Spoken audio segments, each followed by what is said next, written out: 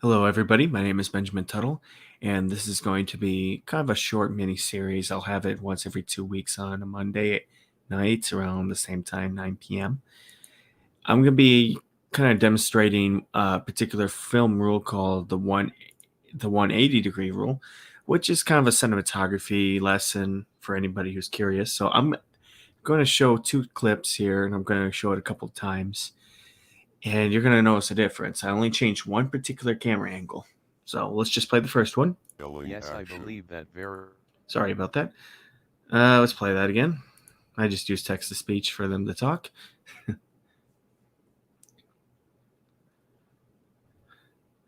All right, let's try again.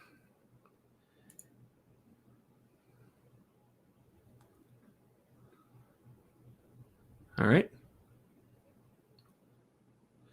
Okay, and let's just now remove that and try a second clip, but I changed one particular angle. So let's play this. And let's try from the beginning. You notice anything different with this particular one? So let's play that again. Something seems off with this. That is the 180 degree rule. That's known as actually crossing the line of access. Normally, what the 180 degree rule is basically it's a relationship, a spatial relationship between characters that are both on the left and the right hand side of the screen. So, as seen with this one follows the 180 degree rule. And let's try that here compared to the other clip here. I'll kind of go into detail with this here. So she's on the left. He's and she's on the left, he's on the right. And the camera stays in a particular line of access. This is incredibly important when it comes to cinematography. So why do we go with this rule? Well, it's just to make sure it keeps everything nice and organized. We're pretty much very pattern detailed.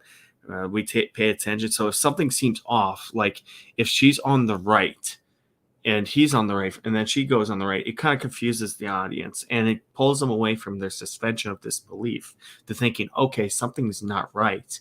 You can break this rule, but however, it's going to cause confusion to your audience. That's more for like chaotic scenes, but not for a regular conversation. So I'm going to pull up iClone and show you, kind of go into depth a little bit. So let me just share my screen, and I'm going to go right into iClone 7 for you. I'm sorry if I'm having trouble. Apparently, I'm kind of having it's just not allowing me to share or anything like that. I don't know if it's my connection or not. Hopefully, anyone can understand me just well. Otherwise, I can make a video on this later. So I have iClone 7 up, and right now, I'm just going to kind of go into preview. So I kind of created this line of access here. So let's just kind of pull him to the left here just a little bit. There we go. There. So when it comes to two characters talking, just imagine a line between these two characters. And watch where the camera angle is going. So these three cameras here are going to detail everything that's it's going to kind of typically what you expect. And the one right here, this one on the right, is going to break the line of access. So let's just go and just do a camera switch. And let's just actually just remove her animation to give you an idea. So he's on the right. She's on the left. So this is just kind of a normal, it follows the rules. But if I switch it to a different camera, just like that. So if I switch the camera here to camera 2, which I will do in a second, I'm going to hide that. I'm going to switch the switcher here and put camera 2 instead of 3. And we're going to run the switcher again. 1, he's on the right. And suddenly the camera crosses, and it's going to cause a little bit of confusion. So instead of being on the one she's supposed to be on the left side of the frame, she's on the right. Now on the right, that's breaking the line of access. So the camera is switching from basically here to here just by this angle, and that causes confusion. This is breaking the rules, and it's technically not recommended. So let's go through here. And right there, something is a little off, especially with talking scenes, because the audience is going to go, "Oh, what's this? What's going on here?" Now you can cross the line of access, but you got to you got to know what you're doing, and you can break the rules, but you got to know why you're breaking the rules. If you don't know why, you're going to cause a little bit of a it's going to confuse your audience, and it's going to take them out. Keep in mind, basically what it is basically you want to retain your audience's attention. If you do stuff like this, if you're breaking the line of access, is basically going to make them snap out of the retention and go, "Hey, what's going on? What's this?" And suddenly they're going to get a little lost, especially if you're filming action scenes. You want to keep everything in the line of access. You want to keep your cameras here in the line of access, especially when it comes to most scenes. If you want to do a serious tonal change, then you can break the line of access. But not recommended. Not recommended at all. There is moments where you can do it, but you got to know why. And I'll actually break it down by a shot. So let's just break out of iClone for a second. And did I get out of stream mode? Nope, I did not. Okay. I'm going to exit out of this for a second. So let me just remove this, and I'm going to go to a scene. I'm going to break it down and show you why I'm doing this, why I chose to do this. So let's just go and add this shot here. And actually, I'm going to bring it up in Adobe. So let me pull up my my player here, and I'm going to explain the scene here. This is to reveal trouble. The reason why, basically, he's on the left side of the frame. And then his attention goes to the right side, right here. And now he's on the left, she's on the right. So I'm crossing the line of access to reveal trouble, a little bit of danger, that she's now in control of the scene. And that's really, I'll probably discuss it later about who's in control, what causes it, like why you choose a character on the right side of the frame compared to the left side of the frame. This is just a little example of what you can do when you're crossing the line of access. However, it just knows what you're doing, and it takes quite a bit of planning. So he notices that there's trouble, and then the gun comes in, and then she's on the right side of the frame.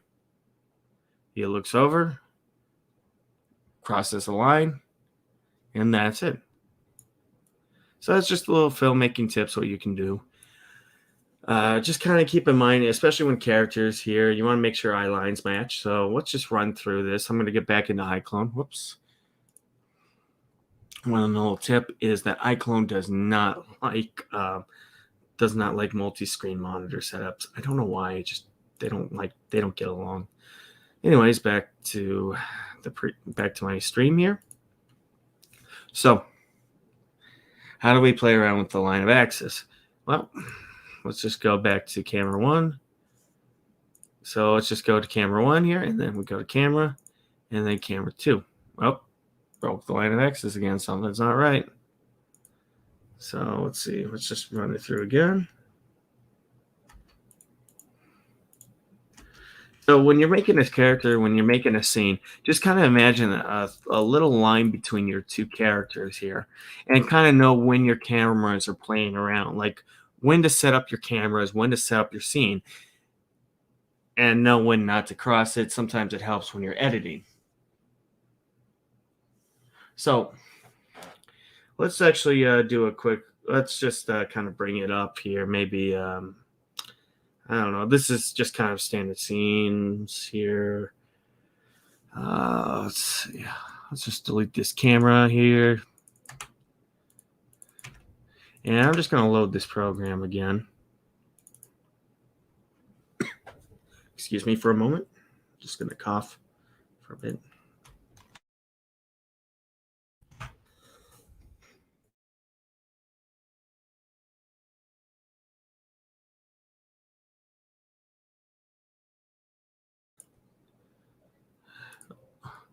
Oh, no, I'm not exporting that. Sorry. No. I don't know why it's going to iRay for some reason at all.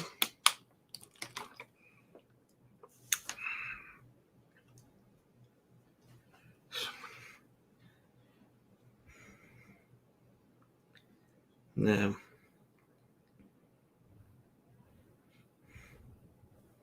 The reason why I just want you to kind of be understanding of the rules is to know when you can break it or not.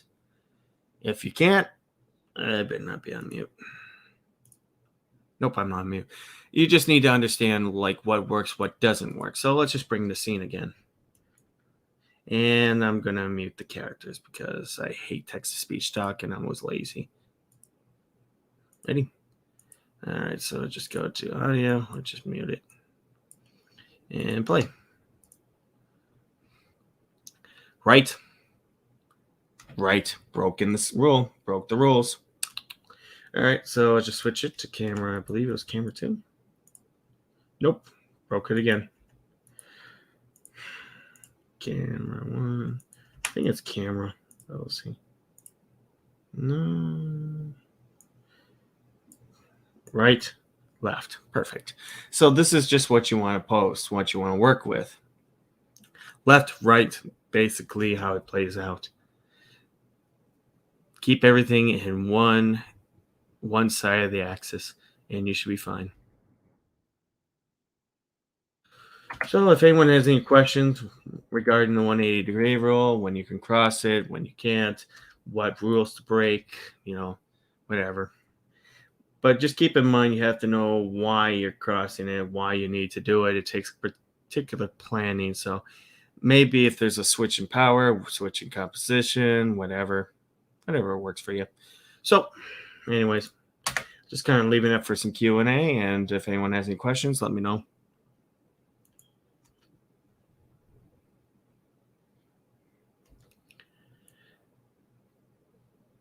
Also, you kind of notice another thing. I'm just going to keep my mouse on the button on the eyes here. A little bit here. Keep the eye lines just kind of keep the eye lines straight. It's kind of important.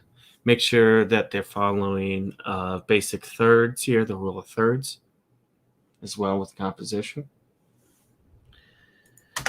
So 1, 2. There. So basically, so it follows through here, cuts, follows the line of axis. The line of axis would be right up to here. 1, 2, 3, basically. Very simple rules to follow. The camera just slowly brings in to find out what the action is, comes back to them. So whatever they're talking must be important. I don't know what they're talking. I just typed a bunch of gibberish on the keyboard. 3. So 1, 2. And basically, it kind of feels like it's cinematic, isn't it? Compared to breaking the rule. So let's try it again. And let's actually just go back and forth between the characters.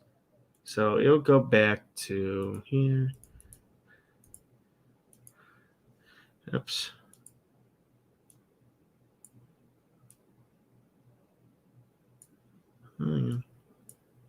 So let's just have them talk.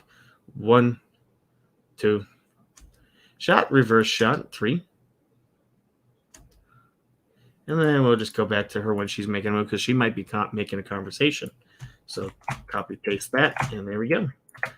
So 1, to see the conversation, and boom, 3, something's interesting happening right there. 1, 2. And not only that, but you kind of notice that she's staying right there. It's much easier on the eyes when you're following along. it's easier to follow the characters. The camera's just right where it is. The eye, it's much easier on the eye. You know where it is. Not only that, but it allows you to actually kind of focus on your characters a bit. So maybe I'm just going to go into a little composition lesson. So he's on the right side of the frame. Just kind of pay attention to the right. She's on the left. She's on the left third.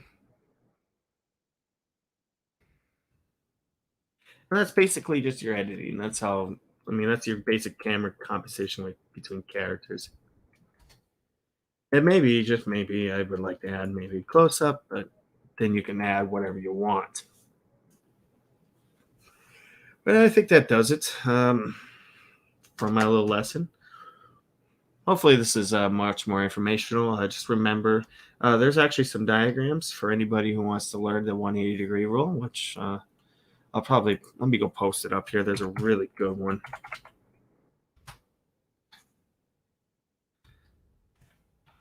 Probably next week, I'll probably talk about the Kuleshov effect, which is a very interesting editing lesson. For those who are wondering, it's about the juxtaposition of images creates an effect on your audience. So let's see if I can find it. Thought I had my little diagram, but yeah, just basically make a line of access between your characters here and follow the cameras along. Just something like this. Keep them in one particular side. You can cross over, but only when it's necessary, as seen with my scene here. So if we play it again, I cross the line of access just to reveal trouble.